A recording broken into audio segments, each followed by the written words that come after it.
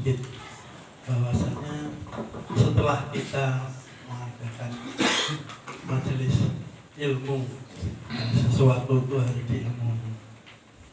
Manakala ilmu itu sudah kita terima, mudah-mudahan pelaksanaan atau implementasinya bisa terlaksana dengan baik. Jadi saya rasa kalau hanya ilmu tok di kita tidak ada perbuatan yang nyata, barangkali apa betul akan sia-sia. Itu, tapi mudah-mudahan kita semua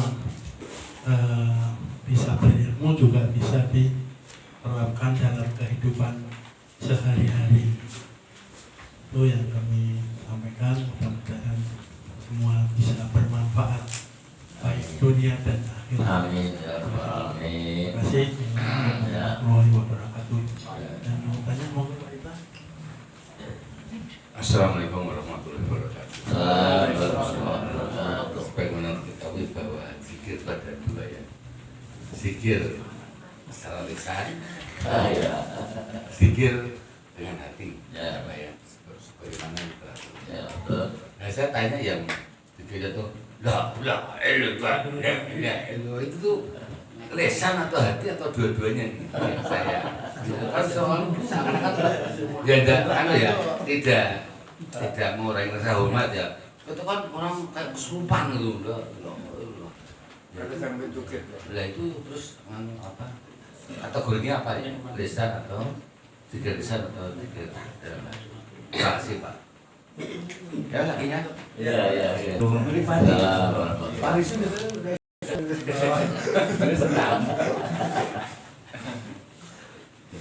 Ini kajiannya kalau kita ikut majelis ilmu kan Allah sering mengatakan atau firman-Nya itu atau di dalam hadis itu mengangkat derajat itu. Nah ini saya ingin tanyakan yang dimaksud derajat secara spesifik itu apa nih, Prof? Apakah potensi kita naik, apakah kedudukan di masyarakat naik, apakah kepandaian naik, keterampilan dihormati atau bagaimana, itu yang dimaksud derajat di dalam Allah mengangkat derajat itu. Terima kasih. Assalamualaikum warahmatullahi wabarakatuh. Jadi pertanyaan tadi itu yang bahwa apapun yang kita dapatkan kemarin, hari ini dan besok itu harus kita cakar hati, kita masukkan hati, kita sampaikan, kita hayati, kita amalkan. Itu soalnya makna tadi tadabbur, ya, tadabbur. Jadi kalau kita hanya masuk lewat telinga kiri, kemudian keluar telinga kanan, itu ada yang mubasirin, ya. Alin arosin nasyaiton, sesuatu yang mubasir itu datangnya dari setan. Nah, orang yang punya derajat yang hebat karena ilmunya itu nempel, ya. Kalau ilmunya nempel dan kita bisa mengambil ilmu itu, terus kita amalkan, kita hayati, kita sampaikan bahliu anni wa ayata, sampaikan satu potong ayat, itu namanya hikmah, dan itu namanya belajar. Tapi kalau punya ilmu bukan diamalkan, bukan dihayati, bukan dikeluarkan, maka itu namanya derajatnya podo wae, ya. Jadi yang dimaksudnya adalah semakin tambah ilmunya, semakin rendah hatinya, dan semakin banyak berdakwah, itu baru derajatnya naik. Otomatis dengan derajat yang naik itu orang dihormati, disegani. Benar? Ada apa? Guru-guru yang nggak diasini muridnya, ada nggak kira-kira? Guru-guru yang nggak diasini murid ada nggak? Saya kira nggak ada ya. Termasuk guru Umar Bakri itu ada asing kan? Umar Bakri itu Umar Bakri, ya. Itu ada asing guru karena dia punya ilmu dan dia memberikan ilmu itu dengan ikhlas, tidak minta apa-apa. Itu maksudnya itu, ya. Dan kalau itu dirasakan terus, ya, maka itu yang disebut dengan istiqomah dari Pak Karso, dari istiqomah. Jangan sampai hari ini hilang.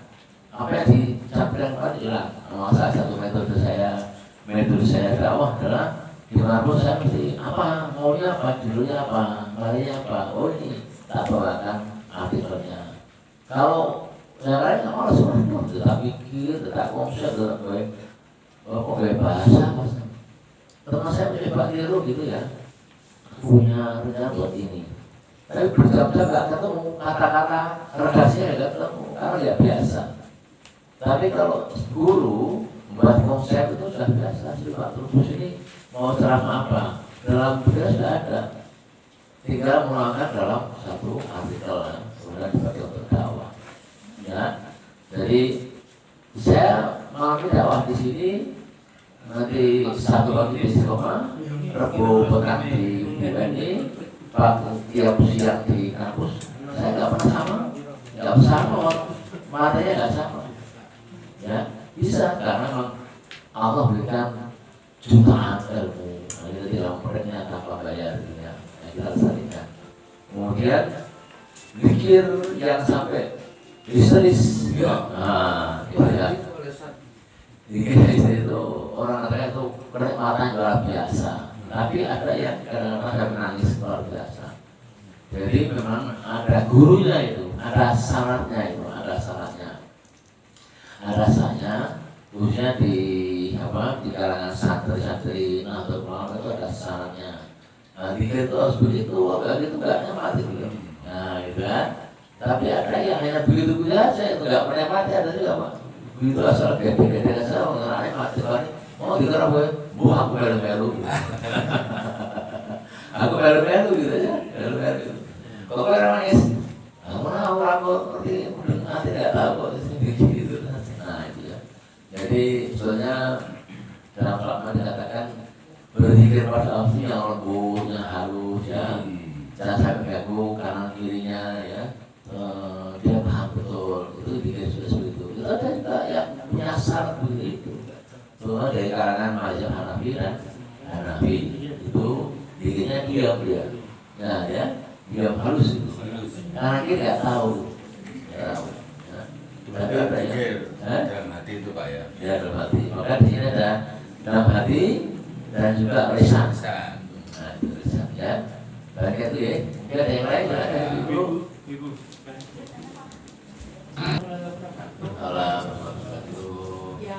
Yang ingin saya tanya ini lagi pertanyaan di utarakan Bapak untuk kaitannya dengan nanti kalau di surga itu disediakan seribu apa berjuta-juta apa beribu-ribu bidadari.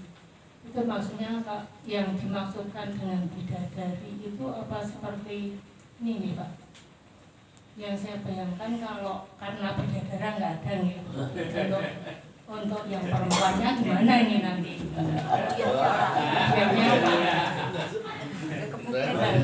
Bayangan saya kalau memang nggak ada bidadaranya berarti seperti ini nih. Bidadari itu seperti pelayan gitu, jadi juga melayani baik yang perempuan maupun yang laki-laki. Apa mungkin begitu? Itu aja. Ya, Abot. Ada lagi Ibu? Sama Pak pertanyaannya. Udah terwakili Ibu dari.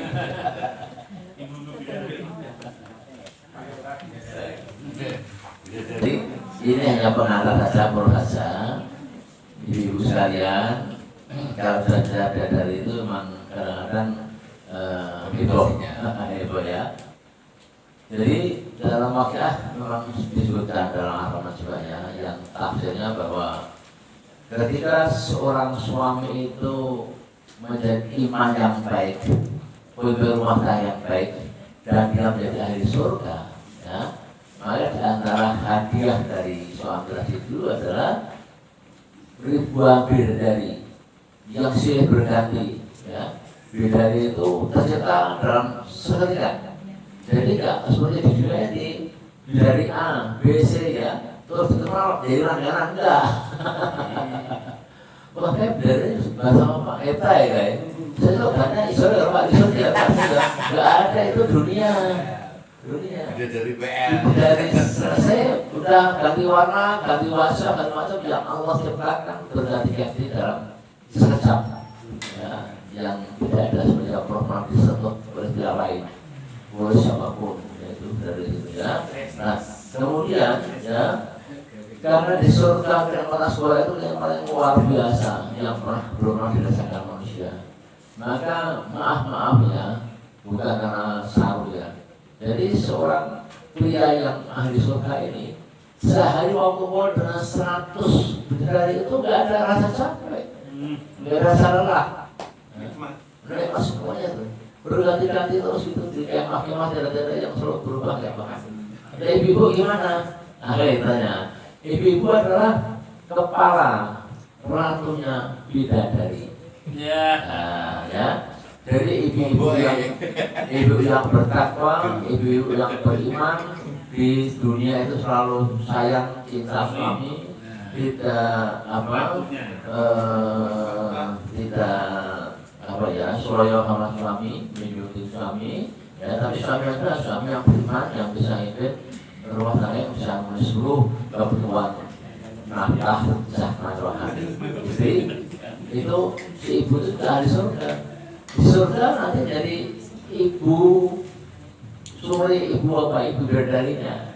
Dia akan menjadi semacam koordinator bidadari itu ya, yang menangani. Dan secantik-cantiknya bidadari surga akan lebih cantik ibu bidadari yang asli dari dunia. Bidadari cantik, tapi istri yang dari bidadari akan lebih cantik dari bidadari yang diciptakan Allah. Nah, berubah wajahnya bulur, ya bebta, bidadari surga nanti jauh lebih cantik beliau ini karena beriman. Tantangan ya, dan jadi orang beriman berawal dari Allah. Nah ya, jadi ibu tahu kalau Pak tahu banyak bidadari nggak ada lagi cemburu, udah dikunci mati, hatinya udah kunci mati, nggak ada lagi cemburu, jadi nggak ada lagi. Ya sekarang Pak baru bicara dengan karyawatinya, udah bilang kalau ngomong itu ibaratnya gitu ya, itu nggak ada lagi di seperti itu. Minggu depan kita perluas kasanah bidadari ya, biar lebih paham. Sudah ada lagi? Ini ada Pak Teguh cara Mbak muncul ini. Butuh bidadari sudah Pak. Assalamualaikum warahmatullahi wabarakatuh. Assalamualaikum warahmatullahi wabarakatuh. Banyak memberikan kontribusi terhadap pemahaman tentang iman dan ilmu. Jadi ada pepatah yang mengatakan bahwa iman tanpa ilmu itu membabi buta. Ilmu tanpa iman itu akan rusak. Itu pepatah. Sehingga dengan demikian menurut saya memang kedua-duanya ini harus satu kesatuan. Ilmu yang didasarkan pada iman yang didasarkan pada ilmu. Konsepnya begitu Bapak. Jadi harus bagaimana caranya kita bisa menyatukan dua aspek tersebut. Caranya bagaimana itu terserah kita masing-masing. Itu yang pertama. Yang kedua berkaitan dengan bidadari, itu menarik ini. Saya pernah beberapa kali berdiskusi dengan beberapa forum di kantor Bapak. Jadi bidadari ini bukan arti secara fisik, tetapi secara visual dan simbolik. Yang intinya adalah ketika nanti kita di surga, kita akan mendapatkan kenikmatan yang tak terbatas. Dalam apa saja, kenikmatan dalam bentuk apa saja yang diibaratkan seperti perilaku kita di dunia. Jadi itu makna simbolis, bukan makna fisik dalam arti bidadari cantik, kemudian baheno dan sebagainya itu. Dan bukan begitu menurut apa yang saya ketahui. Jadi karena di dalam Al-Quran apa ada Bapak kata-kata bidadari yang menggambarkan surga itu adalah air yang yang mengalir itu ada itu. Bidadari ada ya. Ya mungkin kalau ada mohon nanti disampaikan. Bukannya beda ya. Kalau mungkin ada, itu yang jelas menurut saya simbolis, bukan secara fisik.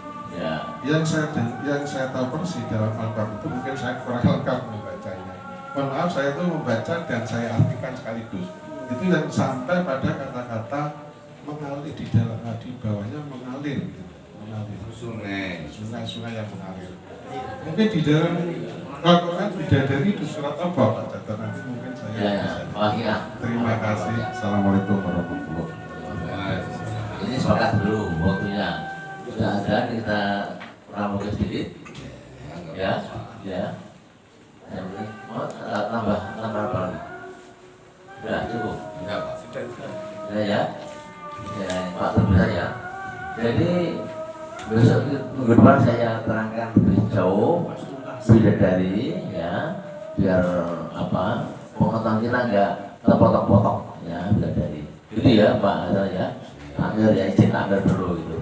Tapi yang jelas arti visual, bukan arti fisik. Ya itu kan penafsiran ya. Dari matang itu kira-kira visual apa fisik? Nikmat.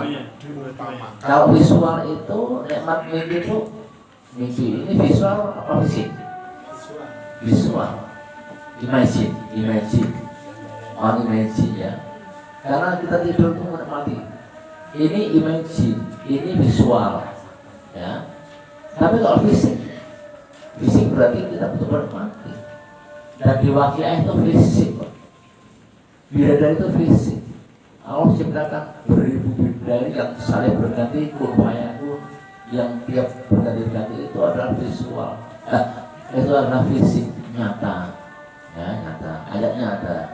Nanti kita sampaikan besok minggu depan ya, agar lebih paham bahwa semuanya. Kata sifat Bapak. Apa ya? Bidadari itu kata sifat. Jadi makanya mengarah ke arti visual. Boleh. Ya.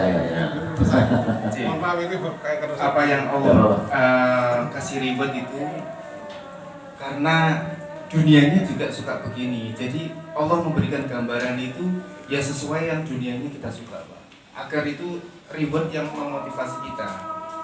Jadi kalau ribetnya laki-laki itu bagaimana berusaha bekerja keras mencari perhiasan untuk mendapatkan wanita. Sedangkan wanita itu kecenderungannya memang perhiasan.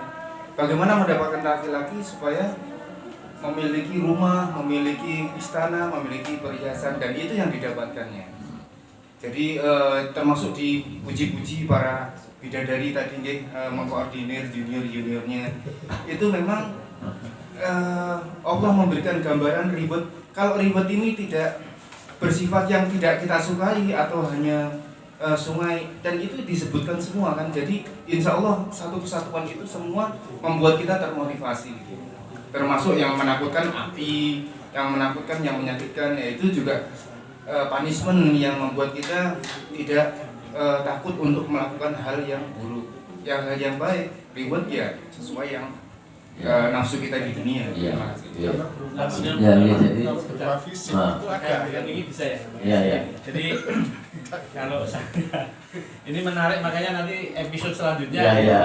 Jadi kata bidadari itu juga kan dengan kata atau istri-istri yang suci disebutkan sebanyak 4 kali dalam Al-Quran, yaitu surat Al-Baqarah ayat 25, surat Al-Imran ayat 15, surat An-Nisa ayat 57, dan surat Yasin ayat 56. 4 kali. Ya. Nah, kemudian syarat tadi Pak Trubus nanti ke visual atau apa Pak fisik, visual. bukan visual. fisik, Nah, di sini disebutkan kenikmatan. bahwa dalam Al-Quran bidadari surga itu digambarkan sebagai makhluk yang memiliki ciri-ciri tertentu. Misalnya yaitu misalnya di antaranya adalah cantik. Bidadari surga memiliki paras yang cantik dan tubuh yang molek serta keindahannya tidak pernah ada di dunia. Jadi kita nggak bisa bayangkan, nggak ada di dunia. Jadi fisik ya. sifatnya ya kombinasi. Ayu tapi rada lemah Pak ya. Kemudian perawan bidadari surga diciptakan langsung jadi gadis perawan dan belum pernah disentuh siapapun. Wah, Pak Irta pun belum pernah nyentuh. Kemudian sopan dan pemalu dan suci, kemudian bermata jeli, kemudian berbau harum, berpakaian serba sutra. Paham ya Pak ya, itu fisik, nggak mungkin nggak bisa seperti itu. Nah, nanti coba dikupas Ya, lanjut. ada.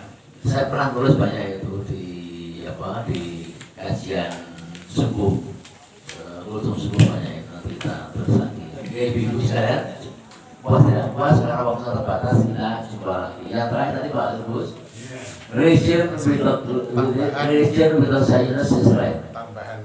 Ya, religion without science is right.